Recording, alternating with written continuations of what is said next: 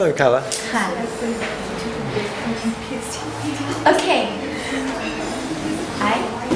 I'm Kala, and I don't have a PowerPoint for you today because I really want to deal with something very, very deep and immediate and really bring it home to us.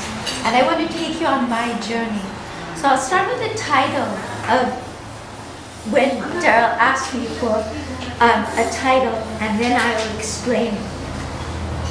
Planet, wanderer, migratory species, refugee. Who owns and authors the flow of life? So right now on our border, we have children in cages, we have families being separated, we have this really profound human crisis going on at our southern border, and here we are in California, we border Mexico, Arizona, Texas, and we know this. And the information about what's going on, it's not clandestine. You can do a New York Times search and you can find out about the guard who shot the 20-year-old girl in the head who had gotten as far as the border because, I don't know, maybe somebody can tell me why. I needed to understand more deeply, and this started for me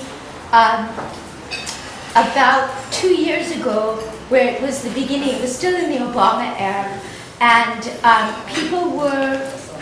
the child separations became a major issue, and so I did research on it and presented at the UNESCO Bioethics Conference that we had in Jerusalem. And I was fairly shocked to find out what everyone else was finding out about how a couple thousand people only were coming from mostly Honduras, Guatemala, and El Salvador, and being treated horrifically. Families were being stripped of their parents. Many fathers had been living in this country for 20, 30 years and had come as children refugees, and put into high security prisons with the ACLU lawyers, our American Civil Liberties lawyers, having trouble even having access to them to discuss what the problems were. And these weren't people who were criminals. It was a crackdown in our country on refugees. Now, we need to look at the fact that everyone except Indigenous Americans are migrants to this country. My own mother, when she was 7 years old, came from Germany with her parents. The ship that followed her ship was sent back, and those people died in the concentration camps. Trump's own parents, of course, grandparents, came to this country as refugees. I remember, so the horror of what's happening at our border became much more real to me, and the ethics of the situation. And I went back to why is the situation, and I recall going through high school, and there was a socialist regime in El Salvador, and America, the US, was interfering so that we didn't have a socialist or a communist regime to the south of us. And these echoes went through my upbringing, through high school, through junior high school. And now I thought again to myself, because spirit, which is very real, our own intuition, whatever we call it, with all these names, when it has you, it doesn't let go. And it was pushing me. You need to see, you need to know, you need to understand. You can't just walk around in a miasm of not knowing and pretend to be a bioethicist or pretend to have social responsibility when you don't really see clearly. And there is this big program right now in San Francisco called Violins of Hope. And Violins of Hope is about the violins of how people during the Holocaust survived the concentration camps, those who could play music. And the stories are horrific, but many people who could play music survived. And then after the war, gave their violins to this man who was repairing them, either because they never wanted to see it again, or because it wasn't playable, or it was the children of a survivor who had left it in the attic somewhere in the past. So these violins are traveling, and I grew up hearing about the Holocaust, but I didn't really know beyond these pictures that we saw and what we all know, the depth of it, until this program, which has been very inspiring and shocking at the same time.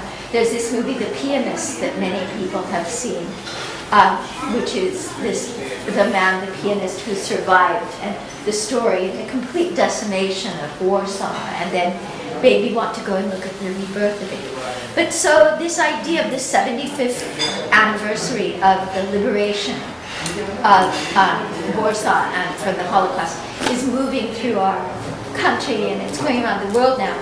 And I started to go and research, and I thought to myself, let me look at Honduras. This is where many of these people are coming from.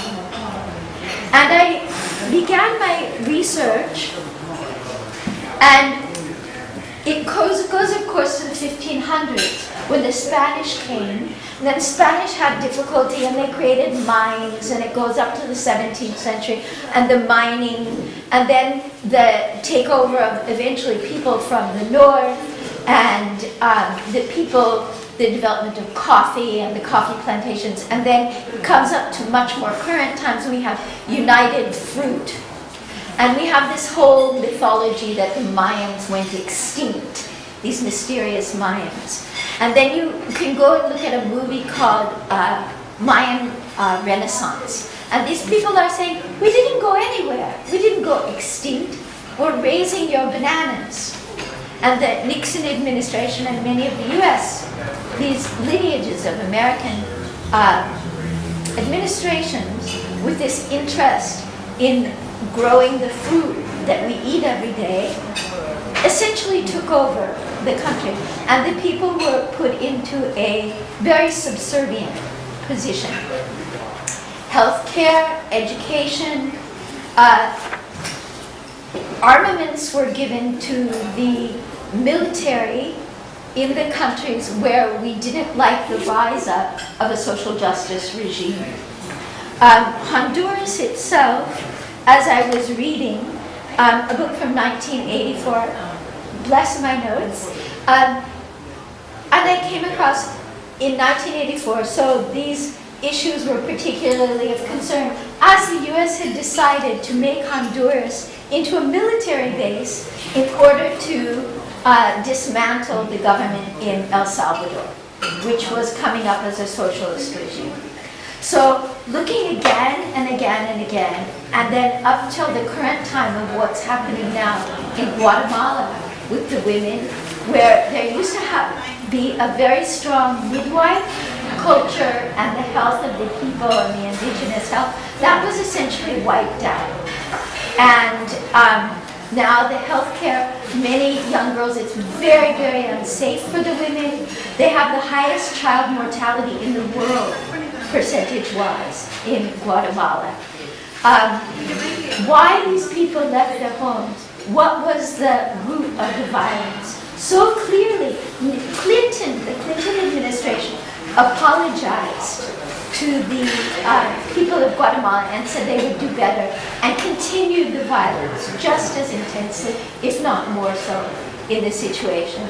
And so, and there's several articles, some excellent articles that I found, and these aren't clandestine. I'm not talking about things that are anywhere hidden.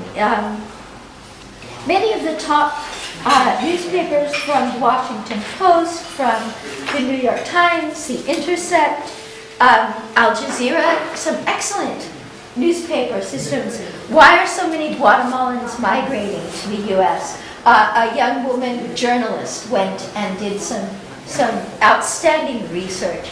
And so these things aren't hidden. There's a group in the Bay Area border relief that has been going down, crossing the border to be witnesses for what we're actually doing, leaving the migrants the immigrants in very, very dangerous situations on the other side of the border while we make them wait. The situation with the children is it's appalling. It's unconscionable to me, as we are a capitalist first world country, whatever we call ourselves. There were care facilities that were forcing these young children with injections, and if they refused the injection, they were given them by force.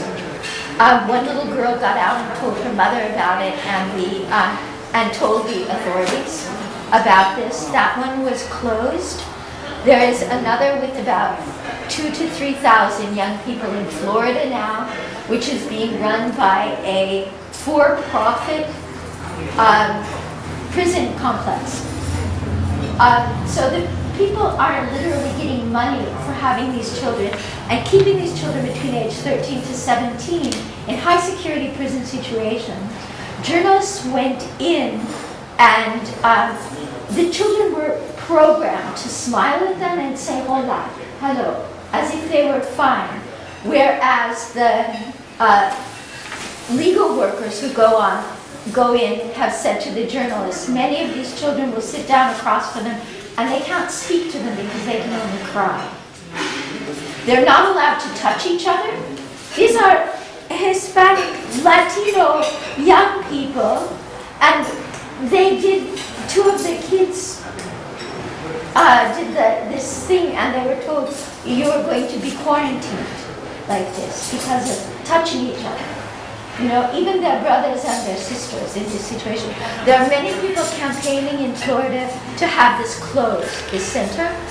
Many of the centers which were being controlled by the for-profit prison industry with these small children have been forcefully now closed. There's a whole, and the taking away of the children from their parents, many parents sent back to Honduras, to Guatemala, to El Salvador. Some children abused. Age 4 years old, a little girl was abused in a foster home. I don't even know the context of this. This was World News and Report, the article. She was finally sent back at 4 years old to her father in Honduras, who didn't know how to deal with her sense of distress. We are traumatizing babies. Children have died, babies have died. And this is happening now in our great, whatever we call ourselves as America. What I realized in looking at the situation in Guatemala, in Honduras, in El Salvador, especially and particularly with the Mayan population, is that we are perpetuating an intentional, prolonged, this is 500 years, prolonged genocide against the Mayan people. And it's self-evident. This is, a glass of water with little things on it here. That, literally, this is what's happening.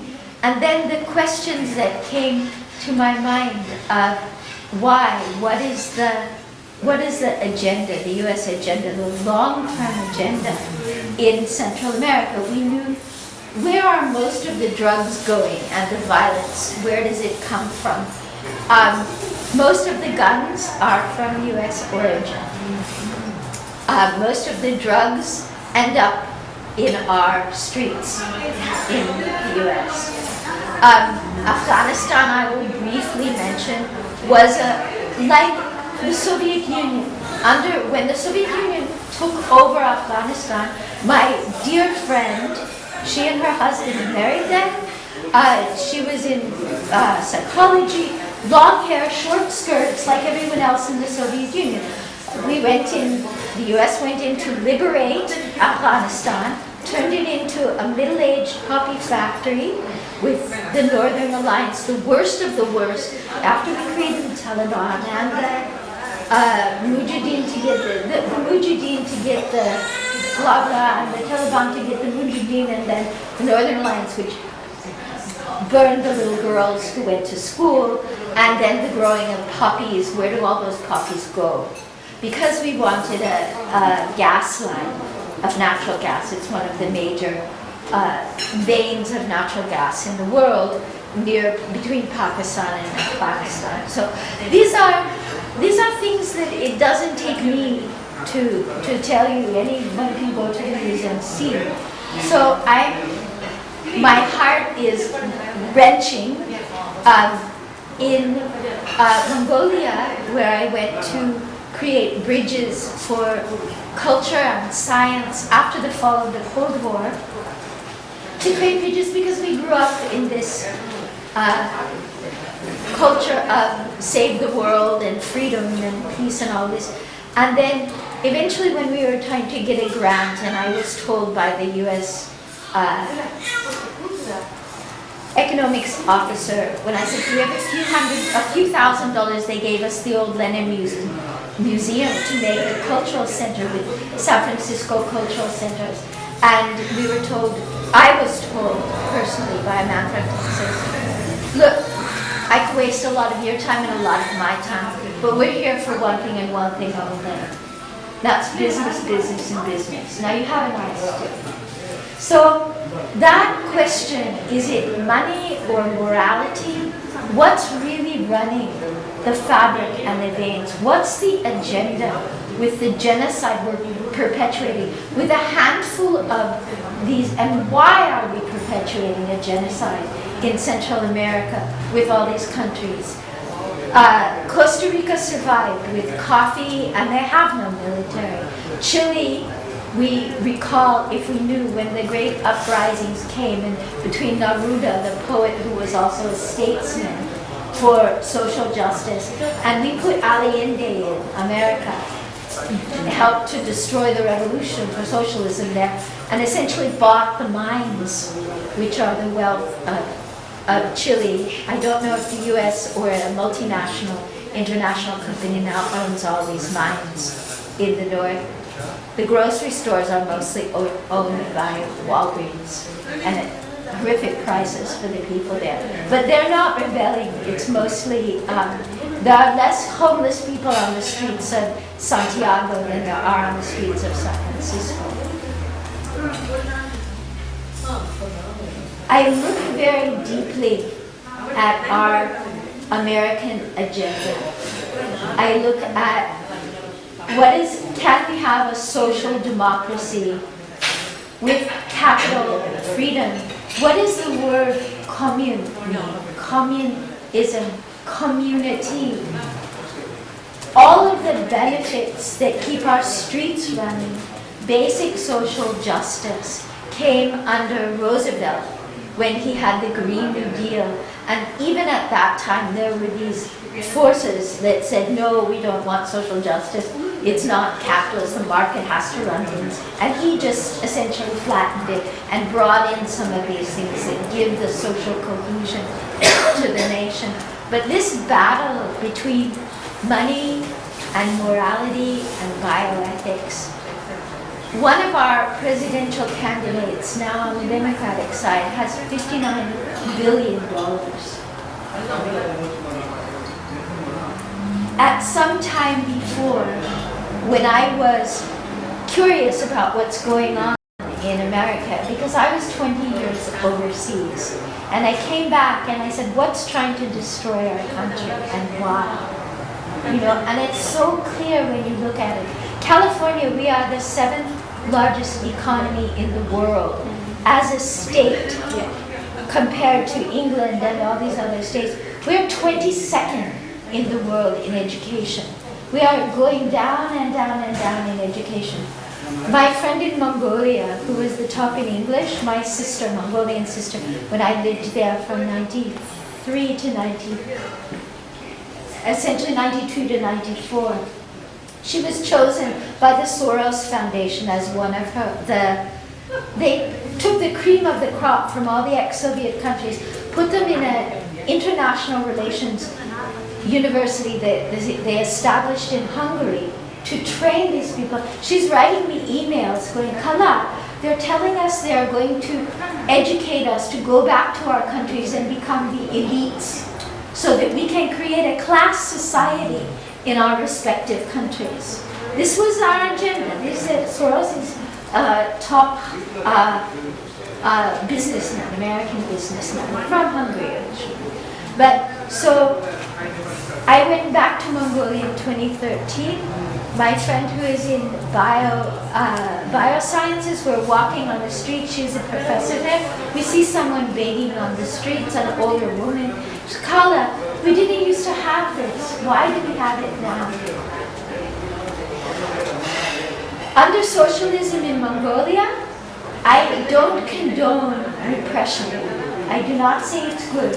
The totalitarianism that took over the whole Soviet Union wasn't the original agenda of Marx. Anyone can read it, and we see the social justice at the foundations of it.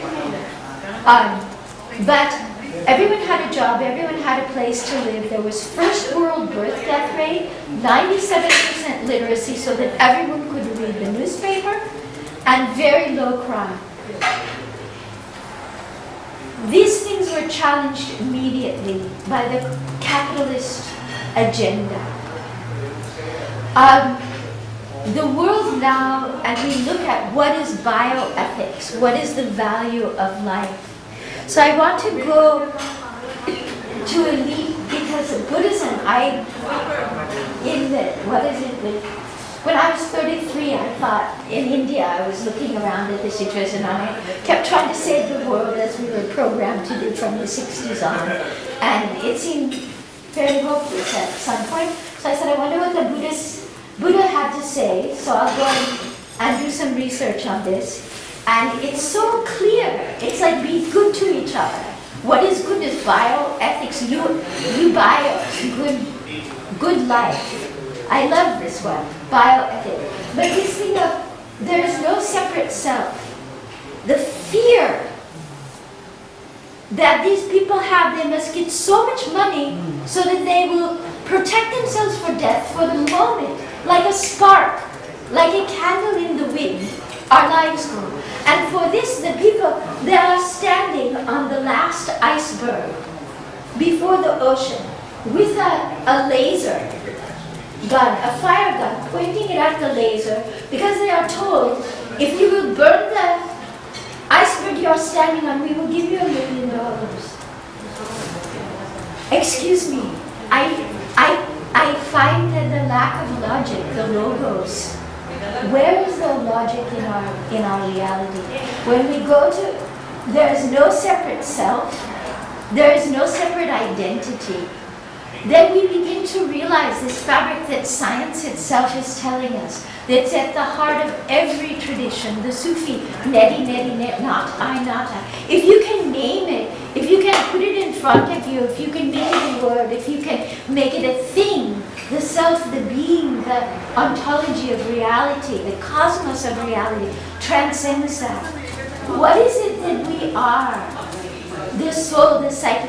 Whatever is looking out of our eyes is the same thing that breathes out the cosmos, that maybe breathes out an infinity of universes, because it's all pure energy. It's all breath, it's sound, it's breath, it's the mantra of existence. We understand in science that there's the no thing, the thinglessness, the great, what you can, unmentionable, the transcendent, the whatever we call it, and that which is, breathes or speaks, and the thing starts to vibrate. From the vibration, there becomes particularization with particles spinning.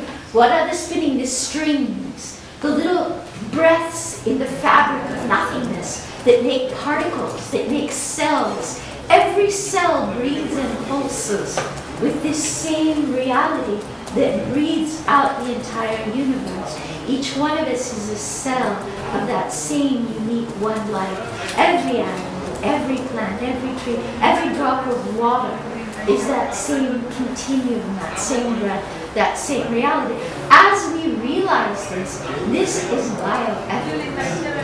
I was just thinking as I was doing this research, and I left the center where I was, and I was sitting and thinking that we tend to look for it in a religion, in a science, in a philosophy, in a something, whereas all of those things that we seek it in tell us, here is your mirror. The mirror is in your face. The mirror is when you see the same you in everyone and everything else. With every breath we take, with every beat of our hearts, what starts our heart? What starts the universe? That same impulse that gives the breath, the burst, the Big Bang, whatever you call it. Every moment, it's our heartbeat. Yeah? That same continuum of the breath, the motion, the immovable mover. All of these philosophies talk about these things in so many ways. What are we doing with shooting children? With denying the health care? Where is the people at our border, the migrants, our disregard for life, the genocide in Australia? My God. I must share with you Paradise, the fire that happened in California to the north of here. A shaman came from the Amazon before the first big fire and told the local people, you must do ceremony here. You must do ceremony every week or you don't know what's going to happen. It will be very bad. They ignored him the first year. The first fire broke out. There were 3 seasons of it. He came back the next year and said, you've ignored me. You're not doing ceremony. You don't know what's going to happen. They began, a few people, to do ceremony a little bit and then left it. The next year, a bigger fire. The 3rd year, he came back and said, you are going to witness the results of your ignoring the reality. They got a little more serious, but not serious enough. That was the biggest fire that California has ever seen. Paradise was wiped out. That fire, it was the biggest and the worst season of fire for California. A young woman said there is a reason there. Something happened that we are not looking at. It's not just something, out of the sky. She found out the worst massacre of indigenous people in America, the local native people, happened, at least in California, at the foot of Paradise. The psyche, the soul, it was a drought.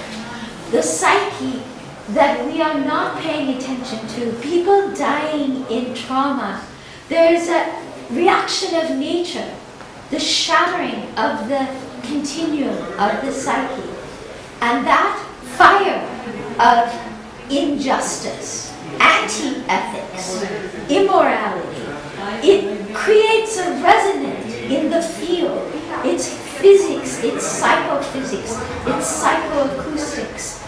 And the fires, we talk about hell and heaven and blah, blah, and blah, blah. We are living in the fabric of these convening forces in this intra-world. Australia. I told some Australian friends, I was there in 2003 when the fires, it was so strange to me because it was in my body, literally. The fire started on the back hills of our observatory. And I know many of the reasons why. Because we were reaching a transition point of going into spirit and the battles that the human race is having. And the fire leaped across the country from one place to another place. This was the worst fire Australia has ever had. The Aborigines were massacred for sport. The genocide that took place there was one of the worst the world has ever known or seen. It was a drought. What causes the drought also? The destruction of the water tables. In California, the same thing. We had 13 years of drought and 18 feet the water table went down. Australia, when I was there, they were talking in the snowy mountains, if we let the water tables go back, you had one farm which was totally in drought, and next door, the farm was green and growing. Why? Because that farmer decided to let the water flow as it usually does. The migratory species, every species migrates. Now we're destroying for the bees, for the butterflies, for the birds. with these genetic crops, the migratory species. Why are these people at the southern border being genocided against with billions and billions of dollars to make a wall against a few thousand people? What is the agenda? What would happen if we use this money for the well-being of these people in their countries? They wouldn't want to come here. To look at these things face on, you have my sermon now. I have my, what is it, chaplaincy or something like this. But bioethics and money. The money won't buy our life as we're looking at the change of climate change and all of these things. I fear for the moral agenda of America. We are sitting here in America. These things are being discussed in the national debates. In Nevada, the people were shocked with the national Democratic debate. They had a mass shooting in Nevada. Not one of the people brought up the topic of gun control in this Democratic debate. I'm also shocked no one is talking about the immigration issues in these big debates, whereas they're calling each other out for the various important things, but many of these major issues. I wonder about our global and our political agendas, and we look to our spiritual leadership. And I think, because of time, I will close with this. So, in the Old Testament, not necessarily the New Testament. We tend to think of the New Testament in the Judeo-Christian dialogue as having this sort of call to you will see each other in each other's eyes, where the spirit, the life force of the earth, is saying this. But in Jeremiah, the Old Testament, whoever is talking through the Testament says, I am sick and tired of these guys, the old guard, these men who I give the assignment to, and they are using it for their own self-interest. Our politicians, our leaders in so many corrupt situations where they get the power and they abuse the power. Switzerland is standing, it has a group government. It doesn't have one man or one woman standing on the top of everyone's head. It's like a collective.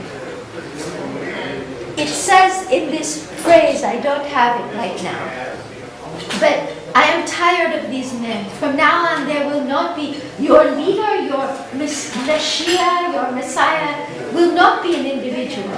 It will come through each and everyone's hearts.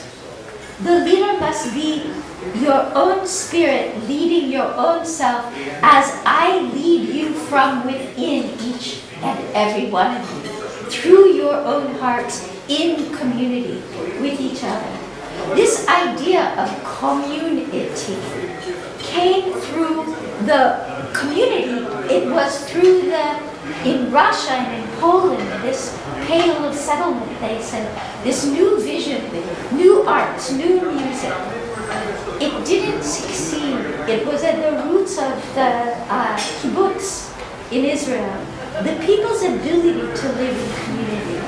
We must change our fabric of ourselves, who we see ourselves to be responsible, to allow that power, that presence, that reality to breathe through each and every one of us, to recognize it in each other, and most of all, as you were saying, to guard the children, the vulnerable in our society, to realize that they are our future, that they are the future. As the indigenous population, 7 generations, we must be conscious and guarding them, to respect for 7 generations. I don't know what the earth will do now with us. We don't know also.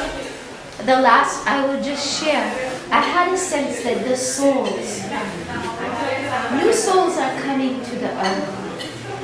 we live in groups of souls. We know this is my community. I see someone, it's like me. These flocks of souls. I sense the Spirit is sending through the rays of the sun, through the bursts of solar fire, maybe from some other world, other planet, I don't know. I sense that from the one come the many. These souls, the soul itself, the universal soul, forges drops of itself in these high energy dynamics in the cosmos, subtler than the physics we know. And these souls flow on the flows of the fires of stars to planets, to worlds. We will see. We need to guard the children. They are the hope of the future and the voice coming from the heart of the universe. Thank you. Thank you, Carla. Any reflections? I don't know, when she spoke, I felt that it was very heart to heart. It was exactly the love of life. I could feel the spirit of the energy as one, and how life is formed from this one whole being, the whole thing that we all are interrelated. The feeling of oneness was there when we spoke, and it was very beautiful actually. And we covered a lot of countries and the issues there, and how to bring this about in people, how to tap this and make it into real life. What you say, because at the moment people have, I feel that they're going through a lot of suffering and sorrow because of what is happening outside now and the news that we hear every day. And there's no renewed hope even in the field of education, even for young children in schools. So how do we bring this change? This sort of thing is something that everyone will look forward to. And it's so nice to hear you speak about all those things. Thank you very much. Thank you. I really am grateful for your talk on education. That's what I'm being very much, wondering, what do I do? What do I do? Every moment we keep asking, what do you want me to do? What should I do? And to start a school, to take the new visions, to create new pathways for the young souls that are coming in. It feels so significant. With these souls from Australia, the Aboriginal massacres, when I was in Australia, I was running a little observatory. My background is in peace and conflict education. I went into astronomy and astrobiology and astrobiology. But there were many places. The place I was running them, it was sacred land. And there are many enclaves where you can go. And people who have no spiritual blah, blah, blah, blah, blah, who go there and they say something's different here. You feel it in your body. There were places you would go and you would feel that presence. Once I remember I was walking through the outback, Australia, not far from Sydney, and I was stopped. It was just like, oh, there was no one stopping me. But there was something that just said, be aware that you are aware of. That there is an awareness, aware of your presence here. Just be aware of it. I'm like, got it. Okay, I got it. And then many places I had this sense of the Aboriginal souls that were partly because they were so closely connected to land, but I think also partly because of the violence of the genocide locked into this between world state. And I feel like the fires released a lot of the souls. But I know because of my own nature and my own work and several experiences, I was in the outback and at this place where I was up in a sacred land area, I went there to study astronomy, but there was a little, in the nature, I sensed I turned into like a little child. There was a little Aboriginal boy child in the nature, in the spirit. And I sensed incredible benevolence, and he just came into me. And I walked up to the top of a mountain there, the sacred mountain where the big bird is, and he left, he went. So I thought, okay, he's going to be born somewhere. I mean, if you haven't got it, I kind of read between worlds. But he said, so I thought, okay, he'll be born somewhere. I went back to my home in the Blue Mountains near Sydney. I had a very lovely friend, born on the same day as me, purebred Aboriginal woman. She was also a singer. 2 months later, she's pregnant. I go, okay, it's him, this little boy. She and her husband. I went off meanwhile to study in Canberra, doing a master's in environmental science. After the first fires, we kept in touch occasionally. All of a sudden, at one point, about 9 months later, he's going to be born. And we weren't in touch more than once a month. I would call, how are you? All of a sudden, I really felt it. I called. Her aunt said she's in the hospital, the baby's being born. Just a little while after, I felt in the palms of my hands, these teeny tiny little hands of the baby born. I never saw him since then. I feel sometimes that he is fine.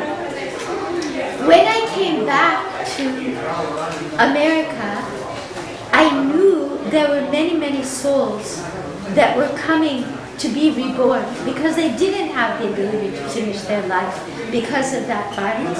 And the African American population is close to the Aboriginal population. So I sensed that many of them went here, came through doors that were open. One time Spirit said to me, if I may, and then I will stop here, but to go to a gathering of women of color at a Buddhist center in Northern California, just at the end of the gathering. Now here I am, really white California kid, and Spirit is telling me, go to the women of color Buddhist meeting, and I'm like, they're going to fry me. It's not nice that I go there. And I'm like, go. Okay. And I started to go.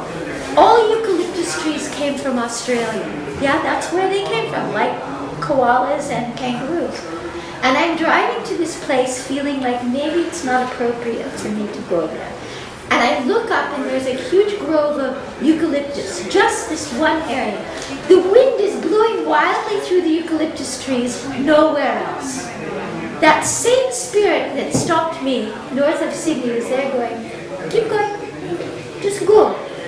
I went, and the women, all of a sudden, it was like I turned into these children again. And I went in and started talking to one woman. And the African American women were like, yes, you're supposed to be here, come on in. And I was like shocked because it was very strange for me. And I started talking to one woman, and she said about the Aboriginal children, and she said, I can't talk right now, but I know. And she went to her car. Tears started rolling down my face. They weren't my tears, and I didn't know what to do. I went and sat outside. She came back from her car. She said, look, I felt like I couldn't leave. I needed to hug you. So please let me hug you. I'm sorry I was so abrupt, but I had a pain in my hip. She hugged me. The baby went with her. I was fine. 14 children went with those women that day. How much do we know of the ethics and the integrity of the connections of life, the soul? What is life? What is the ethics of life? Can we learn to listen beyond the bounds of the ego and what we think is reality and our own boundaries, and to see that unity that incredibly links us with each other, with the future, with the breath of life itself? It's a moment to moment. It's in every moment, and it's in every one of us, because we are that same life. I have a question for you, Carla. Yes. Carla's our Professor of Astrobioethics. So I'd like you to reflect of the question. In the birth of stars, we have like the Big Bang, many other violent events in physical spheres. What's the relationship of violence in the universe and violence in human life and endeavors? I mean, because some are people's evil choices to cause violence, but some actions in chaos or nature or design are also violent. So how would you like to reflect on that? It's very interesting because it's been a very definite theme in my reflections. Yeah. So, in the universe, the stars are a nuclear furnace, and they start with hydrogen smashing four particles together, the beta particles, to make helium. Four hydrogen atoms, the particles, there's some radiation, and then the helium. So from the helium it goes up all the stages of the elements, carbon and oxygen, most of the life of the stars with hydrogen into helium. It's a nuclear furnace. And then all the way up to carbon and cobalt, iron and cobalt is forged inside the star. Then in the big stars, there's this huge reaction where the inside collapses and the outside explodes off. We have the supernova, stars a bit bigger than our sun, and that explosion creates all the higher elements in the chemical chart. It takes 3 or 4 generations of these stars being born and dying to create the substance that our Earth or planet, with this kind of substance that has the magnesium and potassium and calcium that our teeth and our bones and our brains and our eyelashes and all of this is made out of. So this violence, this power in the universe is necessary for it to generate the particulate state from which life arises. The violence in the universe gives rise, or the volcano in Hawaii gives rise to a new birthing island. Out of this incredible black volcanic fire and ash, plants come up, seeds come up, life is born. I looked at the nuclear explosions that we created in Japan, especially when I was there, and it's been this question because of my own cultural heritage. When the humans created these nuclear reactions and exploded all of these nuclear bombs from Nevada to Kazakhstan and all the deformations of the bodies and the birth defects for years and years and years in Japan, in the Soviet Union, the far near China, and in the Marshall Islands, the destruction we create with our violence, the violence in the universe, out of that violence births life. We are born in that power, but it's a violence that gives birth to life. It's not a violence that destroys the potentiality of life. It was really interesting to me, being in Japan, to experience the incredible creativity. And it's known for month after month after month, a whole new series of creative things are coming into being, and the next one, and one shop to another. They're not the same as each other.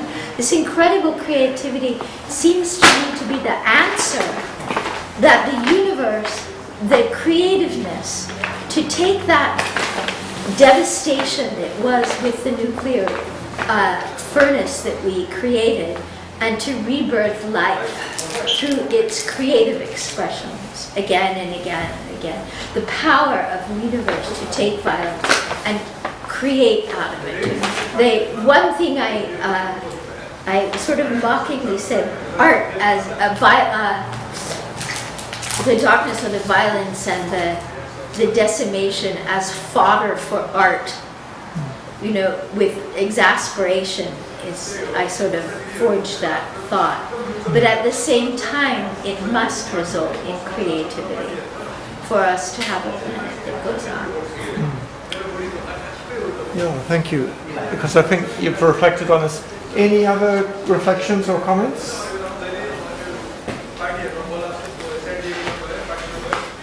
I think, thank you so much, Carla, for so many reflections. We'll have more discussions tomorrow.